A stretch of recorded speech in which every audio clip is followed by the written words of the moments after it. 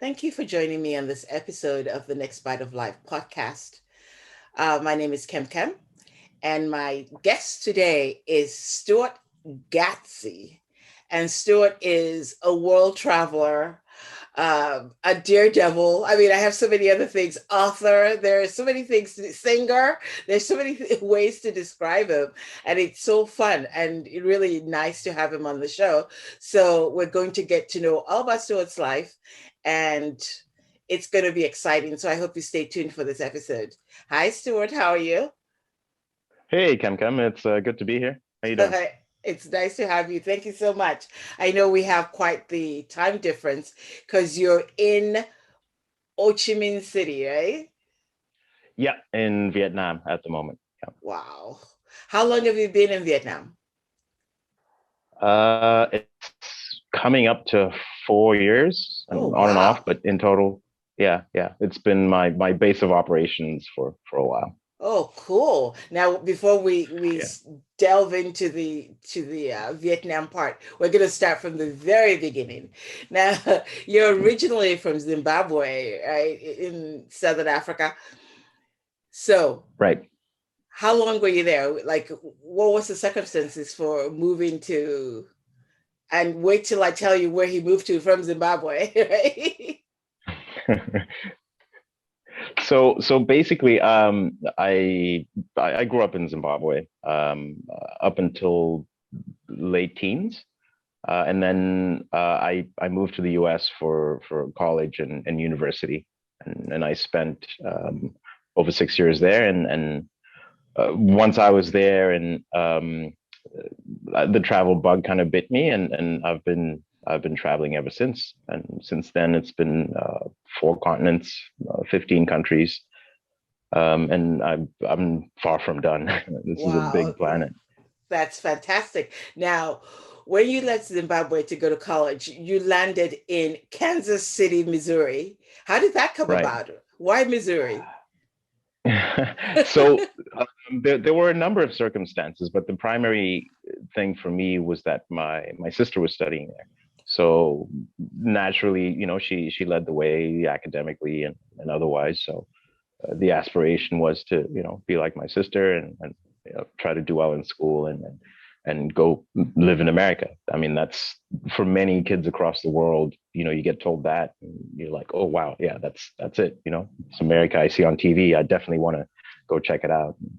So that's what I did, and primarily moving to Kansas City, Missouri, was for family reasons. But then I actually ended up really liking the place too. So Now, how was the culture shock from there?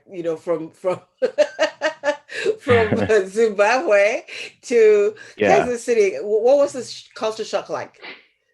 Well, I mean, if you look at Zimbabwe in context, former British colony. So by and large, everything education wise and official wise was very much English or British. Yes. And in moving to America, everything was the opposite. Um, People were much more, just confident in saying what they want to say. Maybe a lot of times I found that humility wasn't necessarily the biggest commodity I found. People were super confident. Another thing, Even for when they didn't example, know like, what they were talking about, right? well, yeah, right. And that also taught me a lot of things, and just to be confident in who I was, irrespective of what, people thought of me. And another thing was that I just found everything just bigger, bigger cars, bigger dogs, bigger people, bigger food portions. I just So that was a big adjustment for me. And then something as simple as, driving on the right hand side of the road Oh yeah, initially confused me. Yeah. that must have been a I big one. remember I remember one time when I was learning to drive, a friend took me driving for the first time. It was a big open space, so there were barely any cars. And then I was driving, I was going okay. And then he said, hey, Stuart, is there any reason why you're driving on the left? So, You're like, so I remembered quickly, and then I readjusted. And so it's those little things that yeah. kind of added up. that Yeah. was one of the reasons why, we lived in Malta for a little bit, and they used to they drive on the other side. And one of the reasons I'm like, no thanks, I'm not even going to attempt this because you know I would totally forget, and I can't tempt fate like that. Yeah, and you'll find that something even as simple as crossing the road, you start worrying because you're thinking, okay, am I looking the right Right way? And way. um, yeah, so things like that just kind of threw me off. But it was kind of it was great because people around were so polite, and that was my experience of living in Missouri and the Midwest in general. Like people are just generally so nice, and you could be walking down the road and someone says, "Hey, how you doing?" And Oh, wow. you've never met these people, but there's a community feel about it. Oh, that's really good to know. I hadn't pictured it like that at all. You're the first person I've ever met from Kansas City. So I'm really shocked because I thought Yeah, for sure you yeah, would have and problems.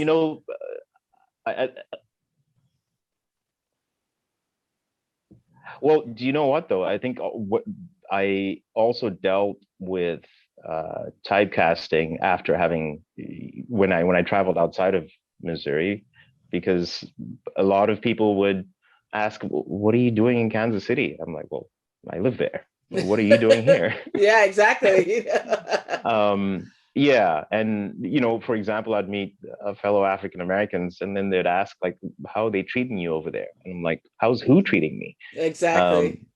because I never really I was fortunate in the group of people I was around. I was never made to feel out of place, and by and large, it was diverse.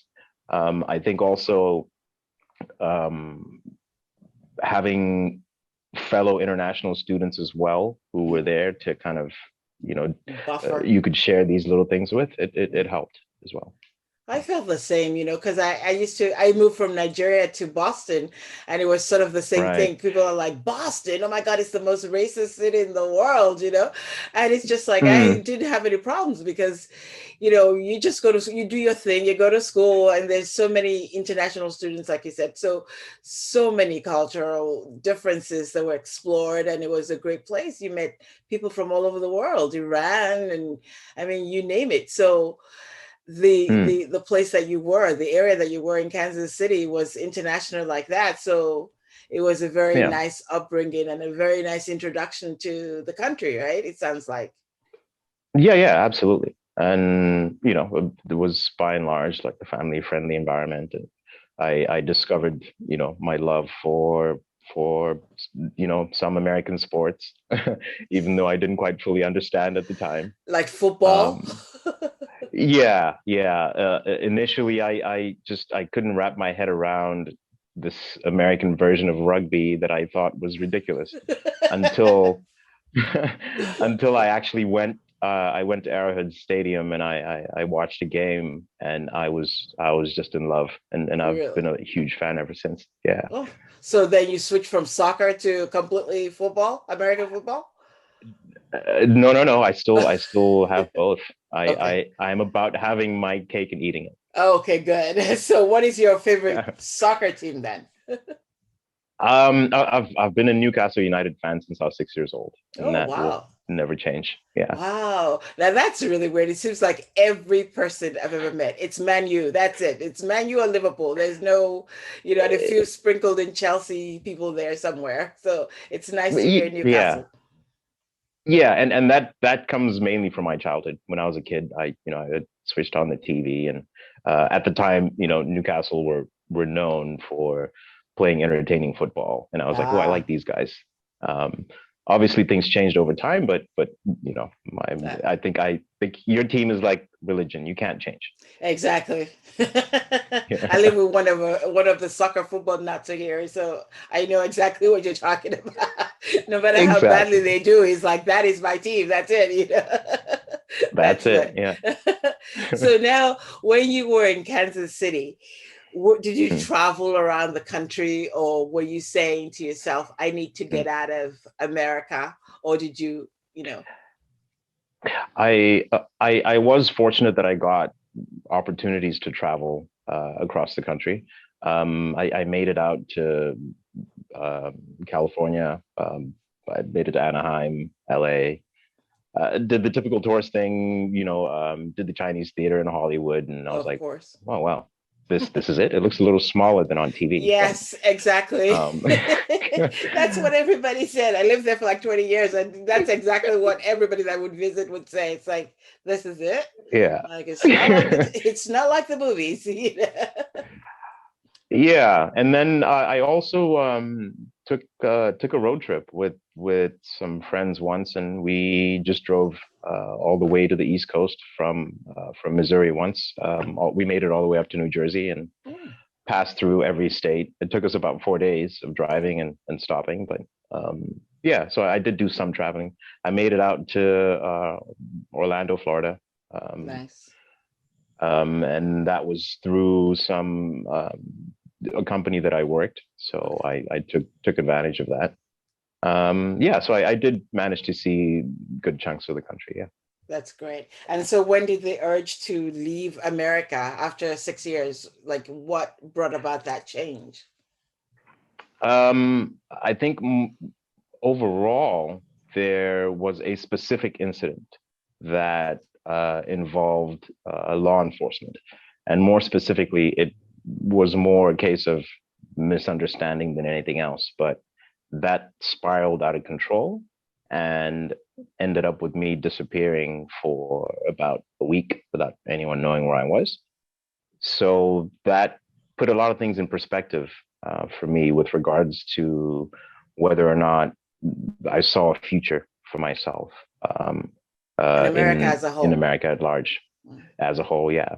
So based on that, I think I was fortunate because I had traveled. I'd moved from another place, so I knew that um, having a travel document or passport yes. from wherever was is a powerful thing. So Yes.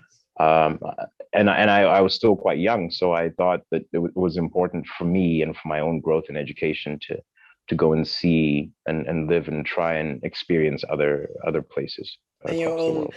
and your own life, right? Because how Yeah, often do we see yeah, this played out where, unfortunately they're not around to tell their stories anymore. So you at a young age knew that this was where things were headed and you didn't want to be a part of it.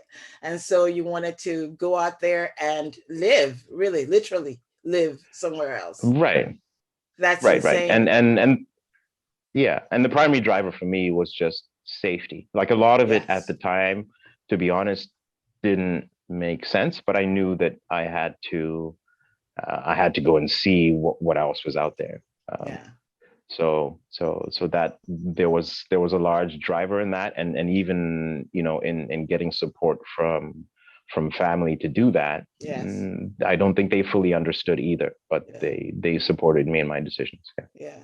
I mean, it's a sad thing that this has to happen, that this sort of conversations have to happen in this day and time. But here we are. And now, I mean, thanks to telephones and, being able to record video, this was always happening. But now people can actually see for themselves and see that, it's not all tall stories. These are things that are happening to people. So when you left, where was your Hmm. first place that you left to? Where did you go first?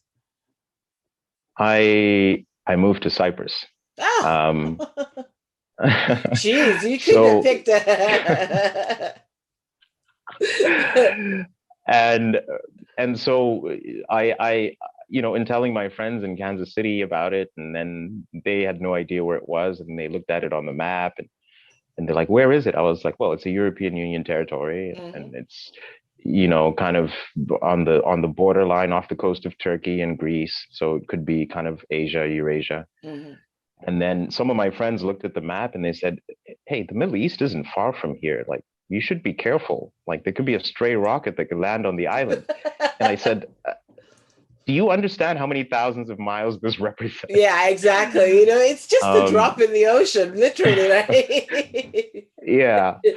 And so, yeah, so obviously I had my own fears and my own unknowns, and some of my own friends' fears fed into that. And Mhm. obviously, this was also after 9/11. So I was also fearful because I would also Fearful. later travel to the Middle East. I would also later travel to Dubai. Wow. And I had many of those prejudices that had been fed to me, Exactly. while living in America. So I had to relearn about the world, in fact, in Interview. traveling. Isn't that sad Yeah. though? Like, I tell people all the time that are looking to live, to leave the United States or whatever. And they're like, Mm, they're so used to what we're being fed on the news, and it's like pounded into you that, you step outside of here, your healthcare is going to be gone, your rights are going to be gone, everything is going to be gone, and you just keep believing it. And of course, it's not your fault, and you have to actually make the extra effort. I mean, other countries, you can watch the news from all over, and it's, pretty much, you can watch the news of what's happening there, what's happening there, and they present it to you. These are the mm, facts. But in America, it seems like mm. everything is sort of like a little bit, disguised in a way that they want you to see it. Right. And what I find is this: if you think about it this way, and what's different about American media and how it's delivered compared to the rest of the world. Growing up in Zimbabwe, for example, by and large, whatever TV channels you got, whether it was satellite TV or local TV, everyone got the same thing Yeah. throughout the country.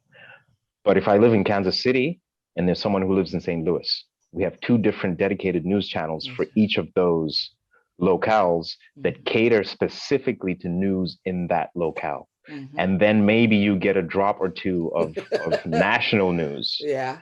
and then maybe half an iota of international news.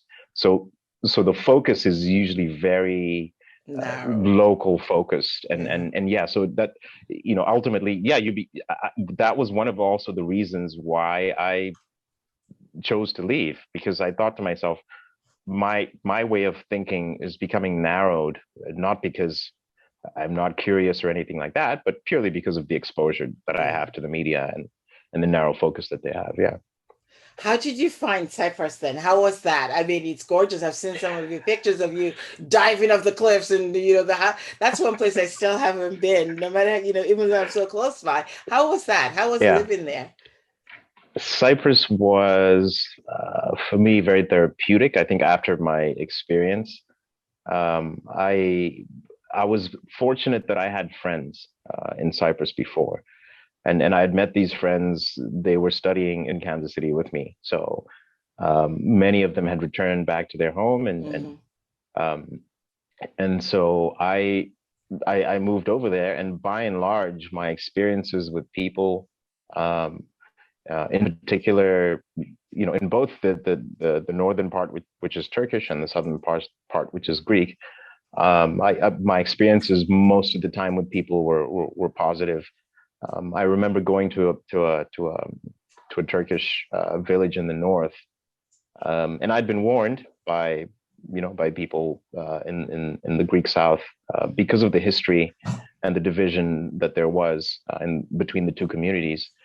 They would warn me, "Oh, don't go there; it's dangerous." And they haven't been there since the '60s, but hey. Mm-hmm. Um, so I went over there, and I've never been treated so well. I went to this local village. Everybody was trying to feed me and invite me into their home, and I was overwhelmed.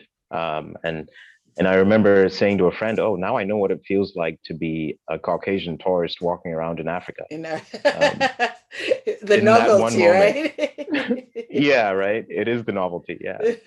Um, so that was very. I think I very much needed that at that point in my life, because I felt like I I You very matter. much felt rejected. Yeah, I felt rejected by sort of everything and everyone, and so through that, I also picked up a little Turkish as well. Cool. So that definitely helped. Yeah. How long did you stay in Cyprus? Um, I did a year and a half. So a year on the Turkish side, and then I did 6 months on the Greek side. Wow, that's so Um, cool. and and on the Greek side, most of the time I was there, it was summer, so it was busy season, busy tourist season. Hmm.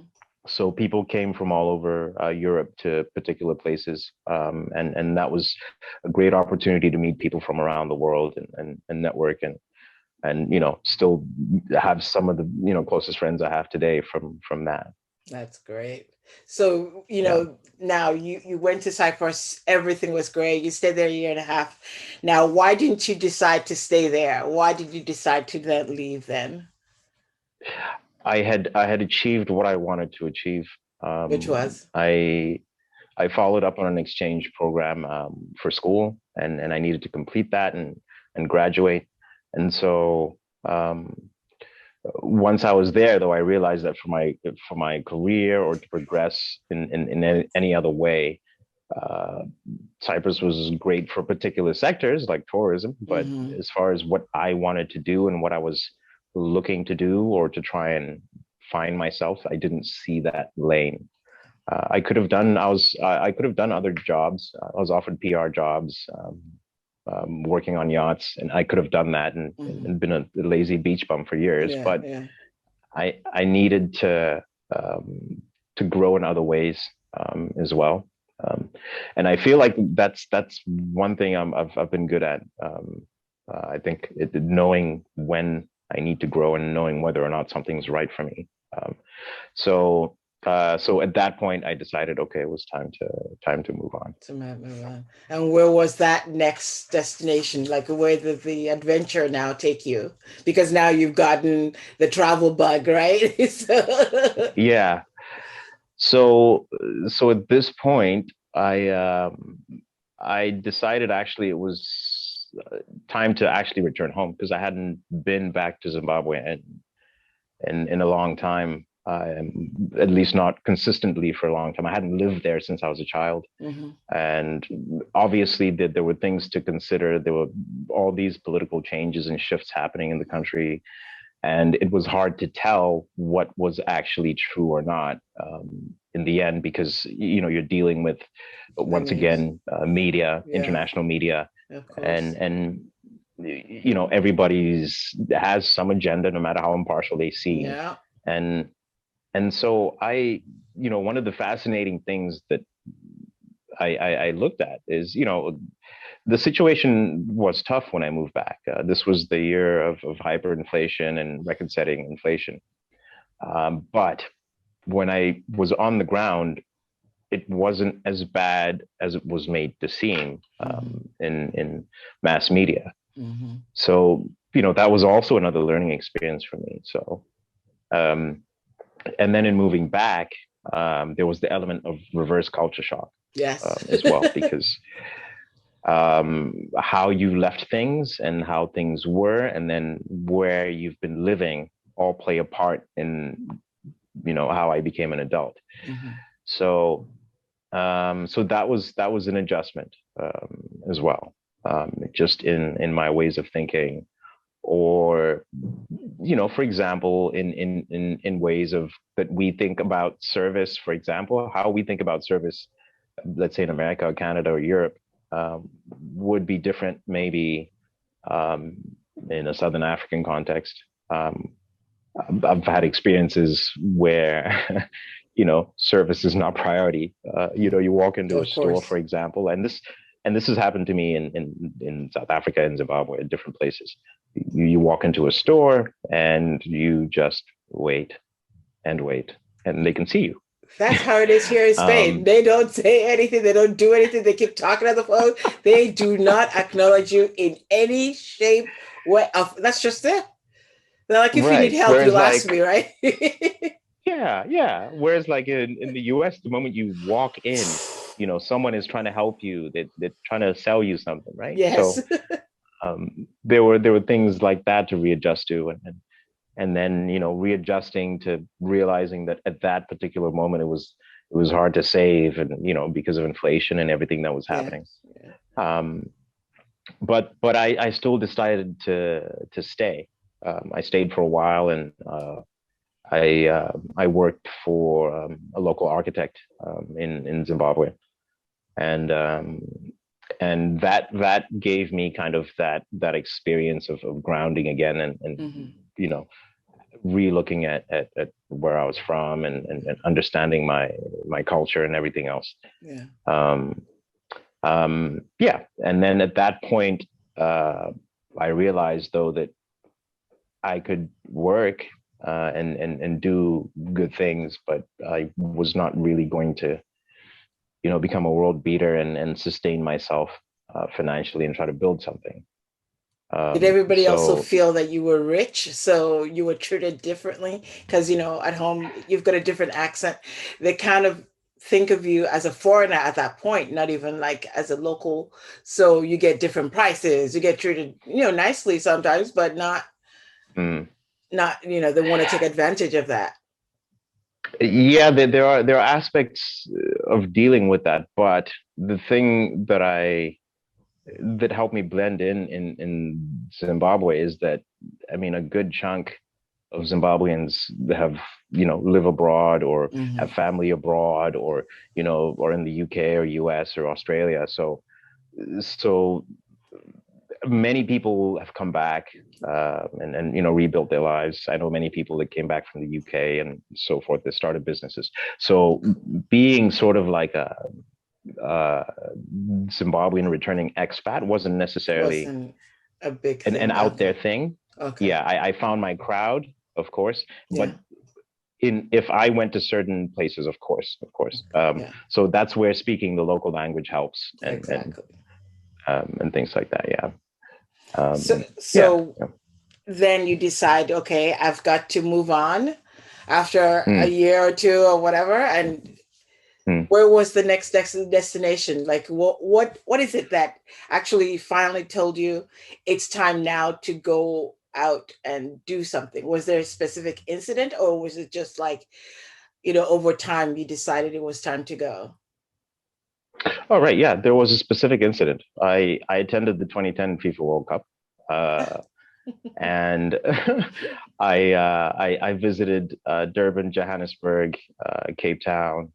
I went to the Cape Point, Table Mountain, and um, I literally fell in love with South Africa in that moment. And I think a big part of that was the nature, the natural Hmm. beauty, number one. Hmm. Number two, I think it was because of the World Cup. Everybody was in Was a it? carnival community type atmosphere. Hmm. Everybody was welcoming, loving, and Of course. um, and I felt the best connection to South Africa for me was through Cape Town. It it, Yeah. it was just my wavelength, my vibe, and really, by and large, I think really really cool people, and um, so so after attending the World Cup and attending a few games and you know making random friends that invited me onto their yacht in Cape Town, which is just amazing. I can imagine. Um, it was great, and I certainly I was like, well, you know what, this place is more developed. I would make more money Mm. doing architectural work, so and funny enough, my boss, when I was working in Zimbabwe, he kept telling me, the guy that I worked for that paid me every month said, Stuart, there's no money in architecture. I am a registered architect with the Royal Institute of British Architects. I'm registered here in Zimbabwe. There's no money in architecture. I make my money from real estate. You need to go do something else. And he kept Something. telling me Yeah. Well, somebody so tells you, somebody with authority tells you, you have to listen, right? yeah, and he's like, you need to go to South Africa, improve your drafting skills and your 3D work and all this stuff. So I listened to him.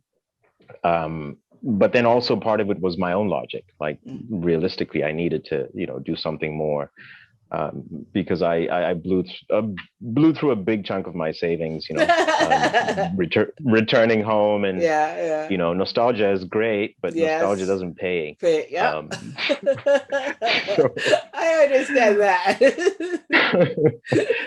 and so yeah, so eventually I moved. I moved to Johannesburg, uh, which in hindsight for me was a huge mistake. Really? Why do you Um, say that? I mean, when you arrive in a city and you get robbed within Oof. 2 hours of arriving in Ooh. broad daylight at Yeah. knife point with other Oh. people, just looking. Oh my I was goodness. like, oh wow, this is great. Oh my God. I uh, am so glad to like hear that because I almost regretted not moving to Johannesburg. It was a place that we really considered moving to because we both loved it when we visited. But hearing this mhm, probably bolstered my mhm. decision because I'd heard the stories. Well, look, I So mean, I should be also open. This is my experience. I yeah. also know people that have lived in Johannesburg their whole lives, no problems whatsoever. I know people that visit there, no challenges. But I think it's important that I just relay my own Of course. experience. Oh, definitely. Of course. Mm, I think like, when we went, of course, because we went to do our every place I want to live, I try to go and see if I like it and try to live like a local. But it was right. obvious to me that if we were living in Johannesburg, we had to live, and I can't remember the name of the city. It was sort of like an Mm, enclave. And if you stayed within there, you were fine. But the minute you stepped outside, then it wasn't so great. So for mm. me, that was the decision point. Like, yeah, I love the food, I love the people, I love the vibe. But if I Hmm. have to be confined to this little space, then it didn't make any Hmm. sense. And that was the Yeah. ultimate tipping point for me. So it's quite interesting to hear that. So Mm. when this happened, I mean, it must have been very upsetting to be robbed, during the daylight. How did that taint your feelings about the city? Well, it was mixed feelings because I had been there before and it was safer and I was fine. But the thing that threw me over the edge with this whole situation is um, I traveled from Zimbabwe to South Africa. I landed there. I got robbed within 2 hours. But what I didn't tell you is that the people who robbed me were speaking my own local language. So it means Oh. one or two of them was from Zimbabwe, and the others Mm, were locals. yeah. Uh, I like the diversity and teamwork and stuff like that, Yeah. but I just thought that was ridiculous. But you were like, thanks, but no thanks. This is not the Yeah, way to welcome me, brother. Oh yeah, right. no. But you know Did you what try though? speaking your It's language to him? Oh, he didn't care. Yeah. I mean, it was a very customer friendly robbery. He, Oh, okay. you know, he was speaking very nicely and calmly, and he said, "Look, this is what's going to happen, and just let us check." And then I gave them $20 or whatever it was I had, and then they start walking away, and he's like, "Oh, okay, how are things at home?" The whole time he's speaking my language. Oh How's my family? How are things God. at home? And then he says, "Take care of yourself," and then I Oh. and then I ran. Oh my So, God. Yeah, that is a very customer friendly service. It's like, look, I could hurt you, yep. but I would. So like, there were a lot of Nigerians and they were kicking them out at some point because of course there are always a few bad ones that ruin it for everybody else. So Nigerians were Hmm. going there doing the same kind of nonsense. And at some point they were throwing them all Hmm. out of there. And then it's like a big thing. Oh, Hmm. we'll do the same over there. But like, well, if they're not going over there to rob, well, you guys are doing it here. That has to be some sort of balance. So, Exactly. so he told you to take care.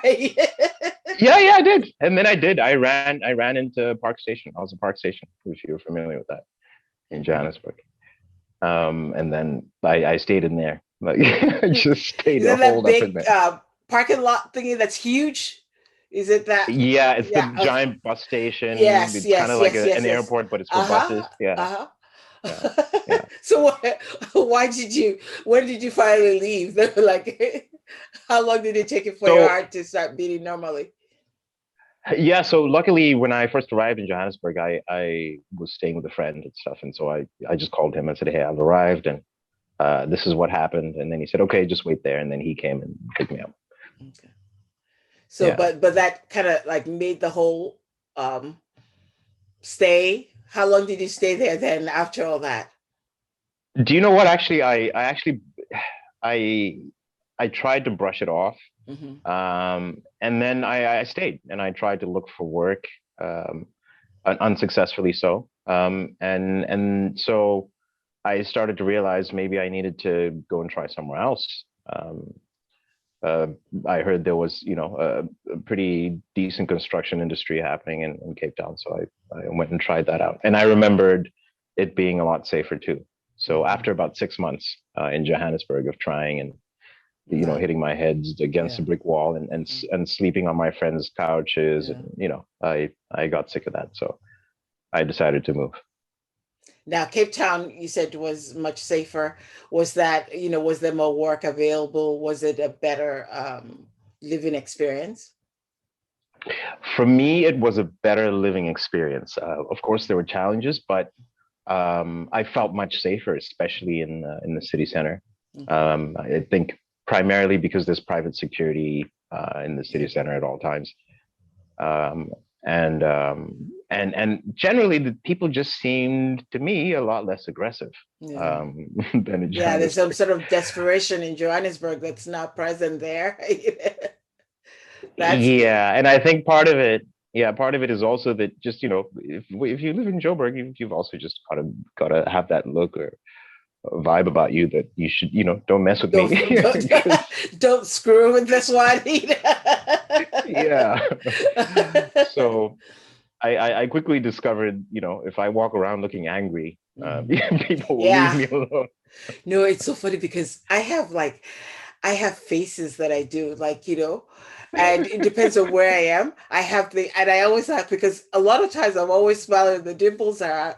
But when I go like to Egypt or, I'm like gangster face. And it's like, it's Yep. surprising because it's not me at all. Because if somebody said hello to me, the smile breaks out. But the first look is like, come here and you're dying, or we're both dying, or something. So I never get bothered like That's that. it. But you have to do that. Yeah, So yeah. And these are little ways I've discovered of being your own private security kind of thing. But but it came too yeah. late. It didn't work for you didn't know that when you first got to I Johannesburg. yeah, yeah, I didn't know that. If you think about this, right? Here I literally was this kid from Harare and Kansas City, just coming, showing up and like, hey, what's going on? So obviously you can imagine. Yeah. Uh, but yeah, it was a quick lesson.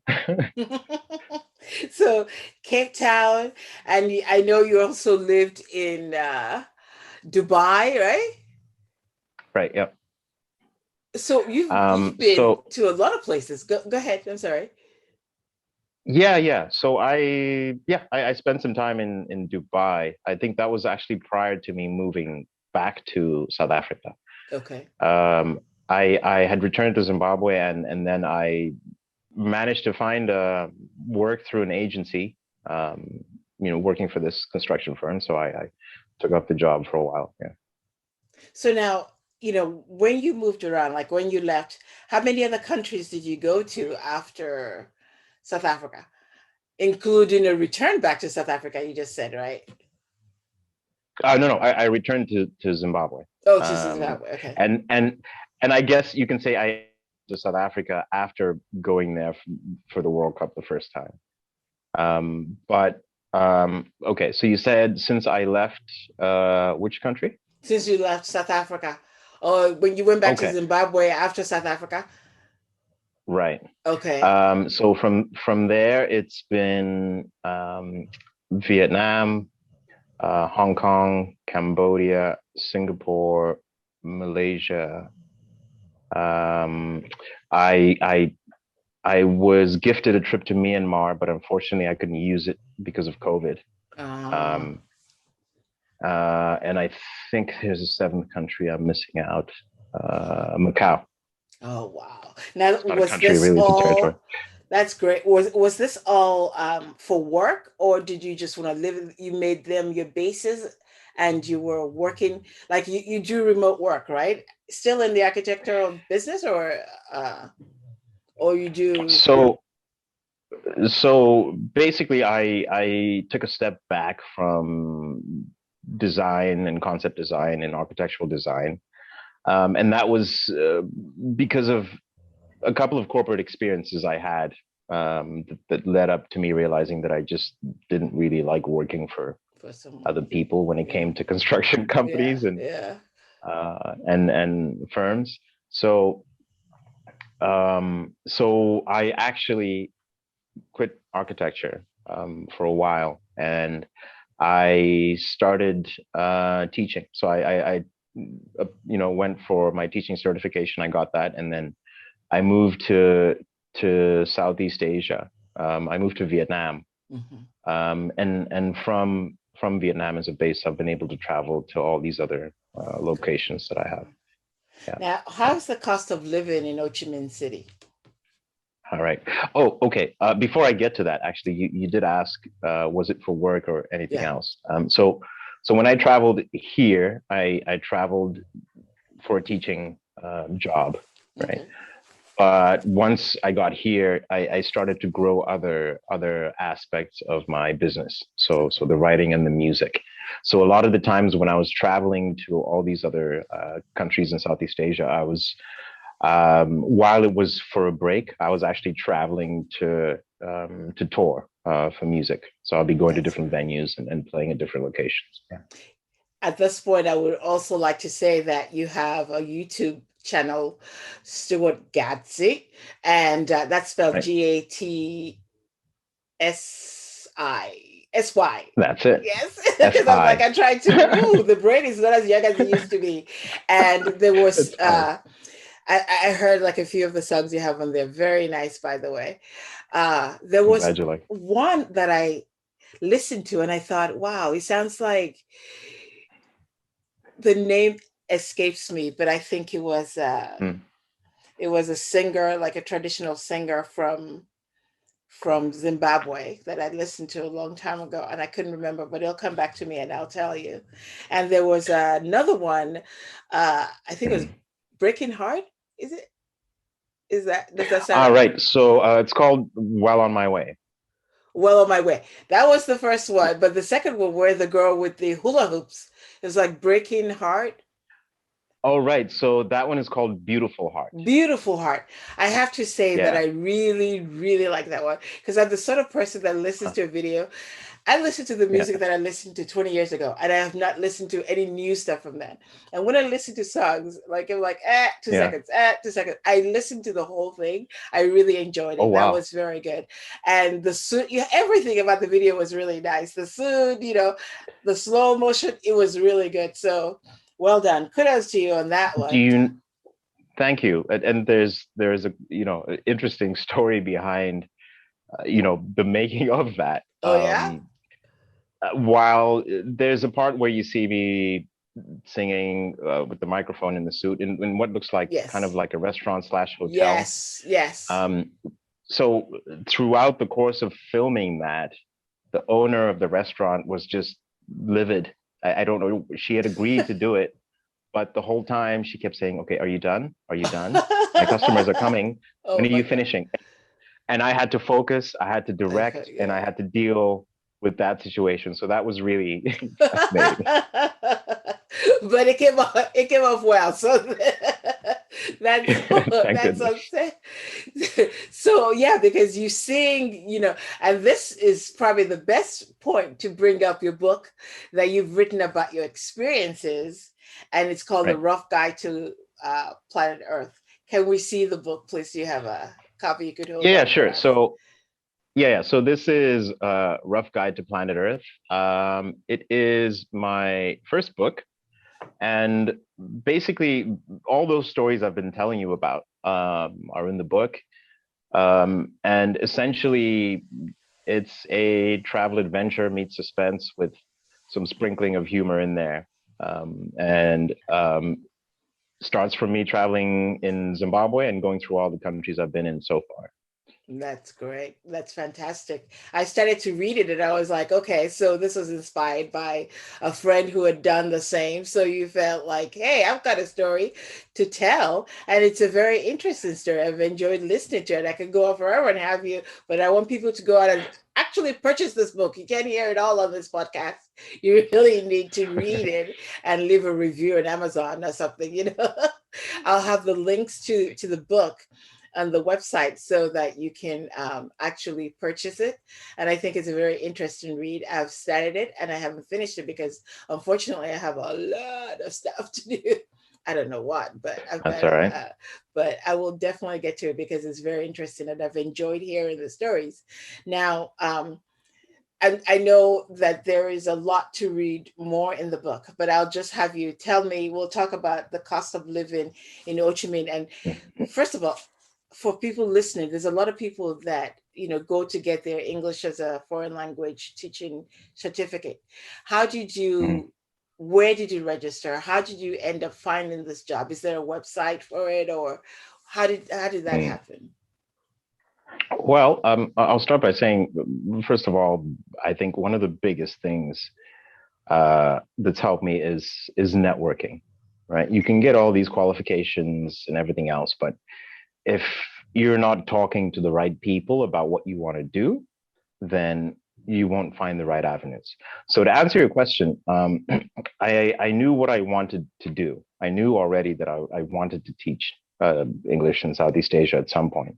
Okay. So I I went and got my TEFL certificate, and this is one of the many English certifications you can get. There are different levels of it. You can keep adding to it as well. Okay. And then once I had that qualification plus my other previous qualifications, then I knew that I could apply for a job. So usually, um, most reputable organizations will ask for a degree in anything else and a teaching certificate generally. Gotcha. And then I spoke to a friend of mine, and he said, Stuart, if you want to make money, you should go teach in South Korea for a little bit. And then I looked at my budget and I realized living in South Korea for me would almost be like living in New York. Some parts Hmm. are pretty expensive. Yeah. Uh, so, and then he said, and then I said, well, that's a little expensive. Do you have any other suggestions? He's like, well, I'm in Vietnam right now. This is the school that I work for. And then he sent me the website. And so from there, I just got their email and sent in an application, and they got back to me within a week.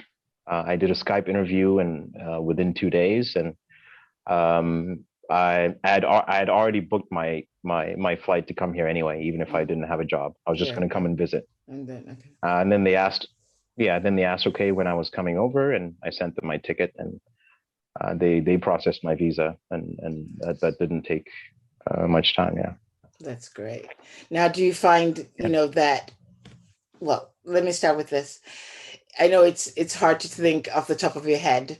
Like you live in Mm. a one bedroom, like what kind of accommodations do you have and what is the cost of that? Can you sort of give us a breakdown for somebody who's interested Okay. in something like that? Okay, fine. So if you're in New York, for example, a studio apartment, I don't know, it could run you up to $2,000 Oh a no, month, maybe more. maybe more. Yeah, you're Yeah. right. A studio apartment here would probably run you about $400. A nice one, $450. Hmm. That's like city center, Yeah. pretty nice. Nice. That'll be serviced with a cleaner as well. That's great. Um, so by comparison, you could see that. Obviously, salaries are lower here, but it matches up. The net that you have after your expenses is probably more than you will have as working as a teacher in Yeah. any US Anyway, sort of city. Yeah. does Yeah. it allow Obviously you your to put qualifications play a part okay. too. Yeah. Does it allow Mhm. you to put some aside for savings, or is it just strictly working and say, not saving, or can you save also with the work you do? Yeah. Yeah. So yeah, I mean, obviously it takes a bit of work, just Hmm. concentration and actually Hmm. doing it. But Hmm. I feel like and many people who move here from across the world feel that they have a greater chance of saving being in this particular Yeah. position. Do Yeah, you know yeah. what the average salary would be for somebody who's teaching English as a like what would you say your monthly cost is? Don't have to tell me like what would you say your monthly cost is for food, electricity, and all that other stuff? Okay. So food, electricity, your rent, and just your basic. entertainment, uh, you could survive on $600 or less. It just depends on you. Mm. And Um, the way, yeah.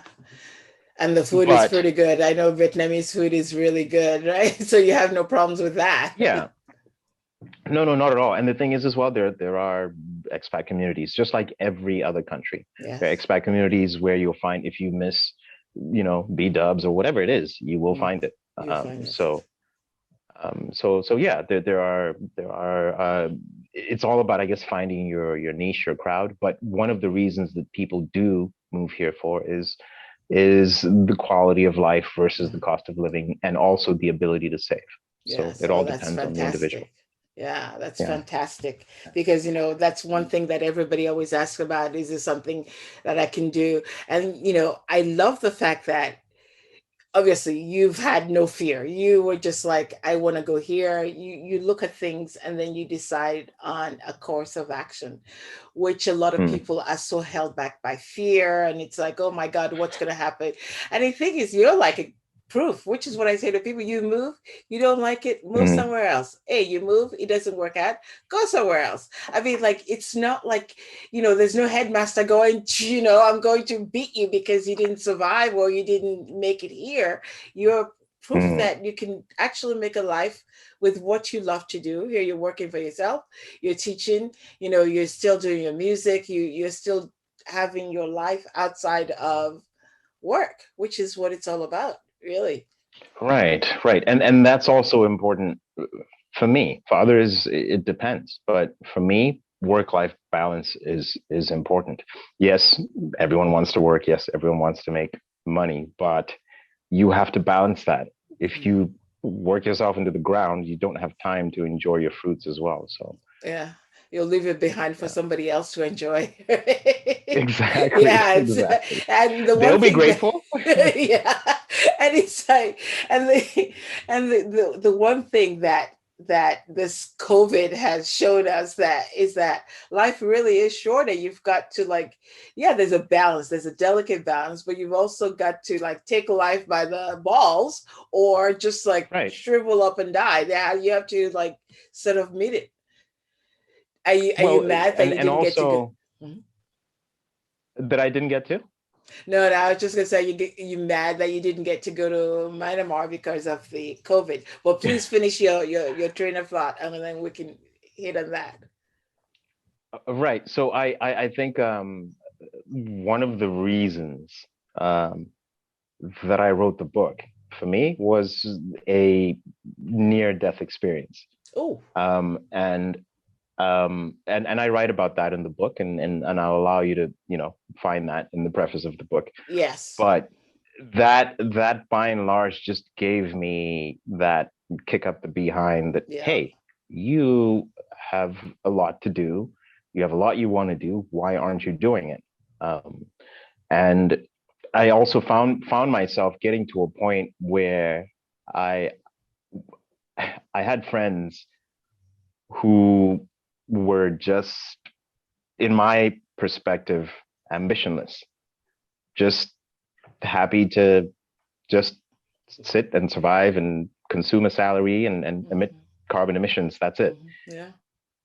And that started to frustrate me. For some reason, it started to frustrate me. And so I channeled all of that and all of my thoughts, and also part of it was that many people just saw me as a dumb musician. Um, and and a good chunk of that was to be like, okay, this is my brain. I'm not just a musician. I'm a four-dimensional being. There's more to me than just Man, that. Yeah. that's Yeah. great. Yeah, and I think it would also encourage people to follow their dreams because that's what you've done, and this shows you. I mean, you're not like 70 years old and go, I wanted to do this and I just thought about it. You're just like, yeah, I done it. I did it years ago and that's it. And you're still young and you can enjoy it and have all the stories to tell. And Right. how many times have I seen people, we still talk about this old man who was like 70 something Mhm. and really just moved like, and he's like, So my husband is like, oh, you're from Italy. I have to go to Italy one day. And he's like, one day? What the fuck are you waiting for? Like, it's like, Go now. yeah, exactly. Go now. But people don't do it and they talk about doing it. And it's always fun to talk to doers as opposed Mm, to the mm, dreamers. Yes, I know everybody cannot say, hey, I've got all the thousands of money, all this money piled up and I want to use it. But for a lot of mm. people, it's an achievable dream, but the fear holds them back so much. Right, Now, right.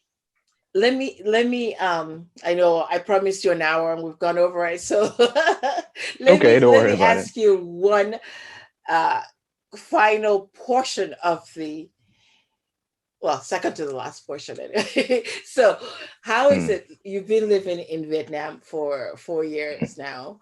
mhm, How is mhm, that? Do you feel any sort of discrimination? Do you feel like, no, I shouldn't be here? Or do you feel like, mm. hey, I could still stay here for a lot longer? Well, I will put it this way. I think that across the world, um, I've been fortunate and unfortunate to be able to sample different types of discrimination. Mhm. Um, in Vietnam, I'm more of a novelty.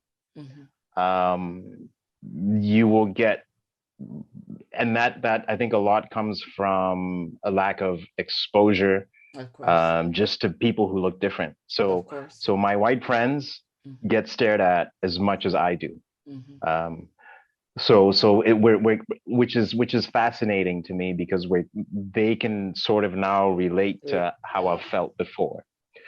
Um, so you do get that, but then so as far as discrimination and on a level, uh, I would say that I probably maybe had it more in the US and South Africa, but there are still also very traditional beliefs, basically about people of color Yeah. Yeah.